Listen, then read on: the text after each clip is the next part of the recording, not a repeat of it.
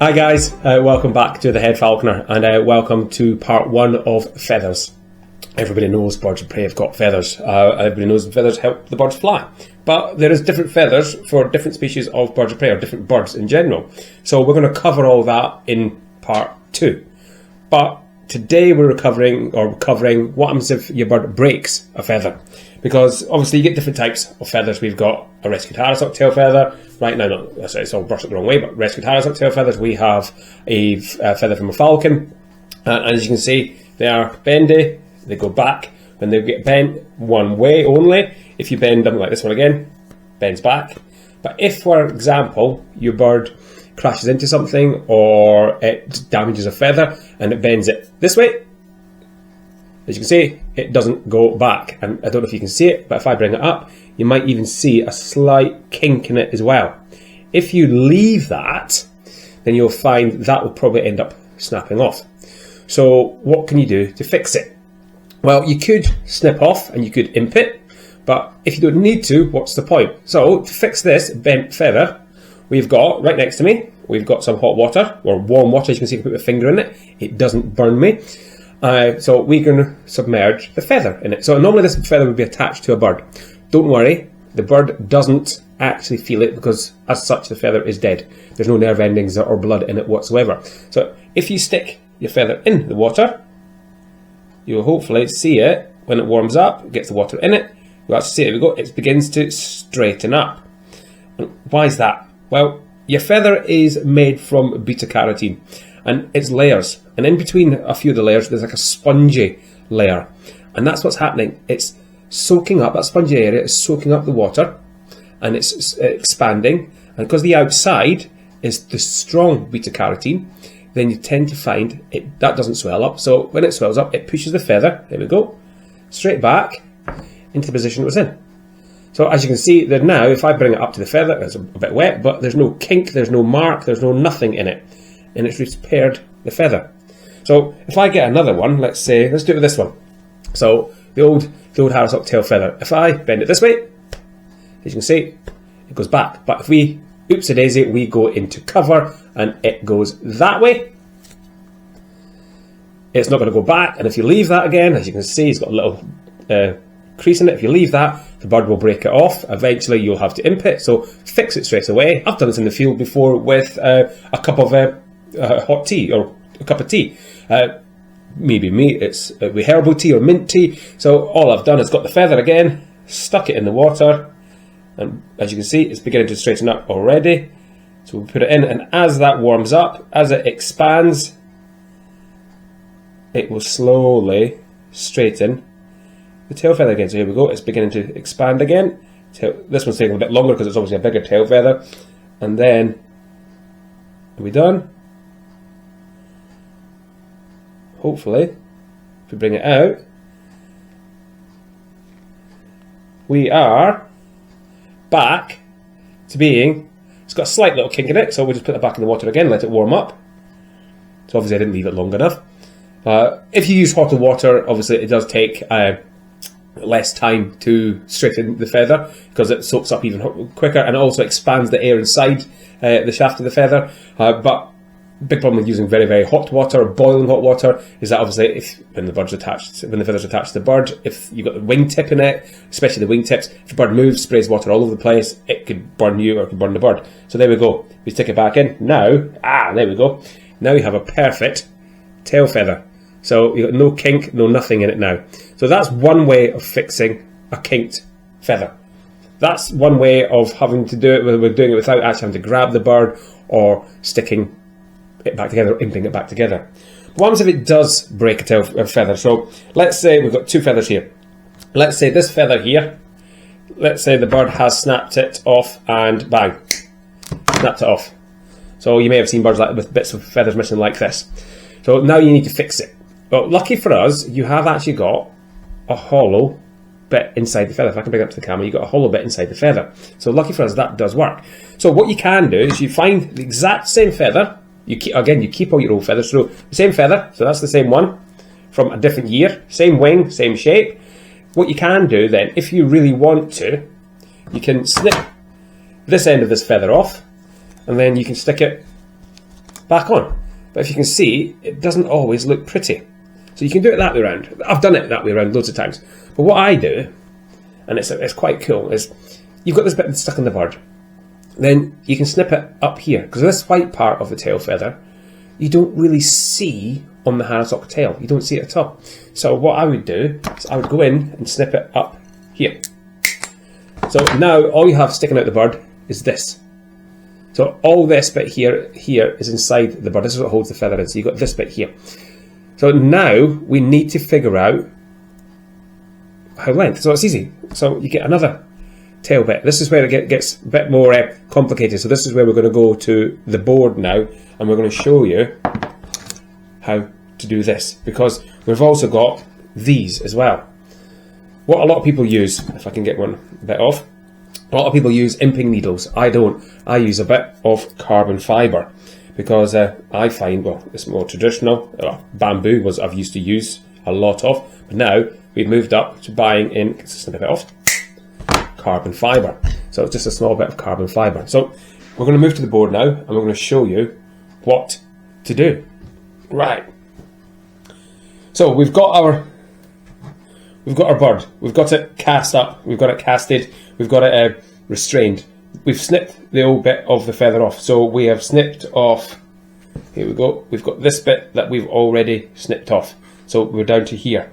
So now we marry up, or we measure new tail feather. So as you can see, if I was going to do it onto the bird, I would snip it about there. So now we've got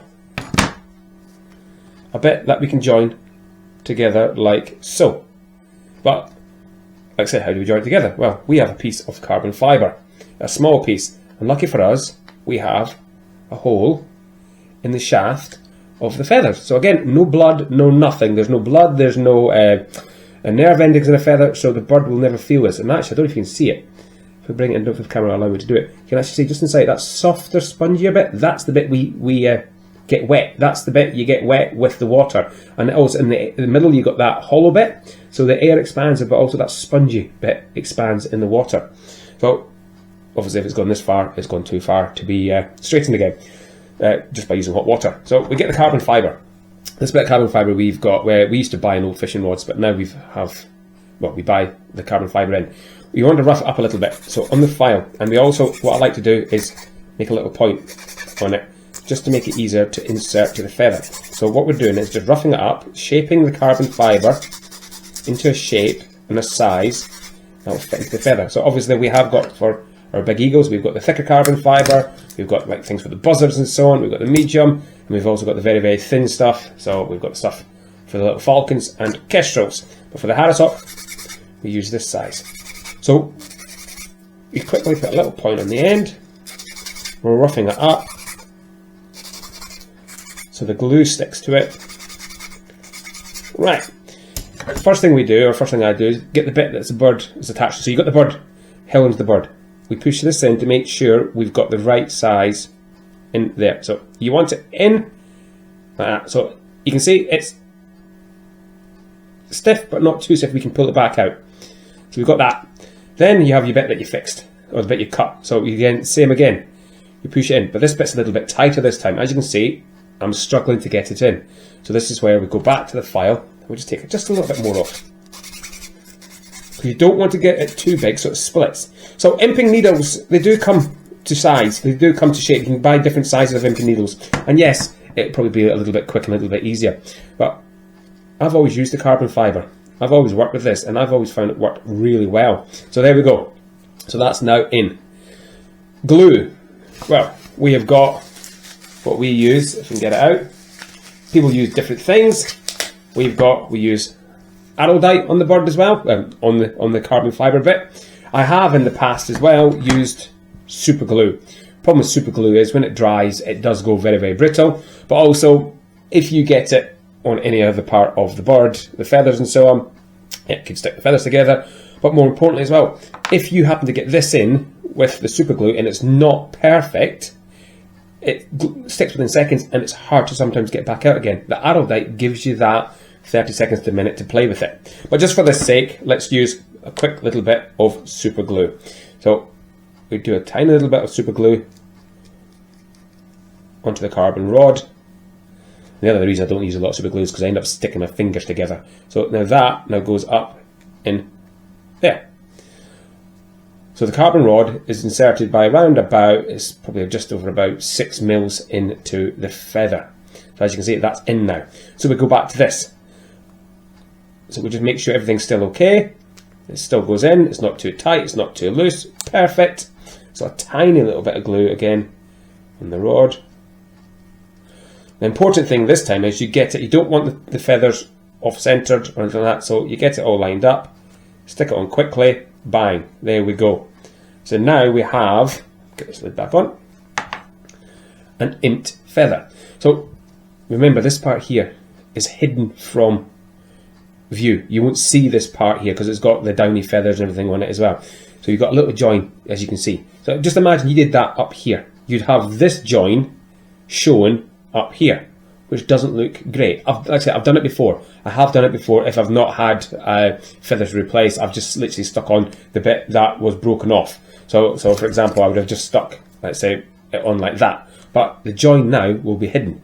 So now, when that glue is dried, I thought it would dry there. When the glue is dried, we will have a perfectly formed feather again. And the bird will never know. The bird won't know it's been stuck on. The bird won't know that it's been inked because the bird will just preen all that together and you've got a nice new tail feather onto the bird so it doesn't hinder the bird while it's out flying.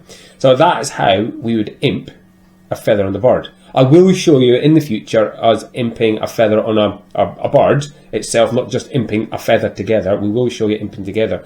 But it's very, very simple and very easy, and it allows the bird to still have its full ability. It still allows the bird to actually still move and fly really well.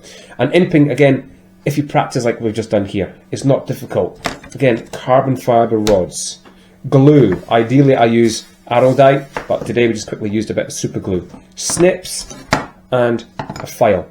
That is it. They're the things that you need. So it's 1, 2, 3, 4, 5 things to imp the tail feathers. Obviously you need feathers as well. So we collect all our feathers. Every feather we molt, the bird molts out, we collect. So that is how easy it is to imp or straighten a feather. So hot water will straighten a feather back up if it's bent.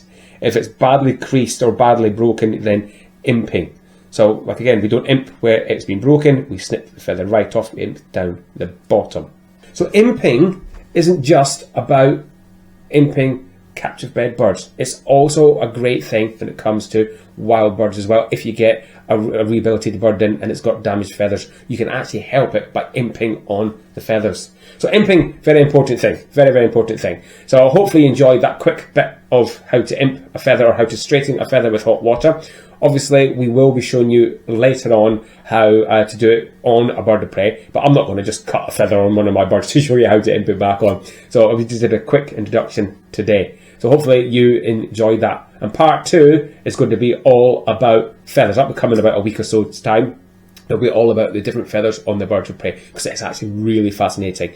But that's for another day. So again, guys, as always, if you've not subscribed, please do hit the subscribe button. Come and join us and get to see more videos like this and get to see what fun we have working with birds of prey and teaching people about birds of prey. So cheers, guys. Hopefully see you soon and stay well.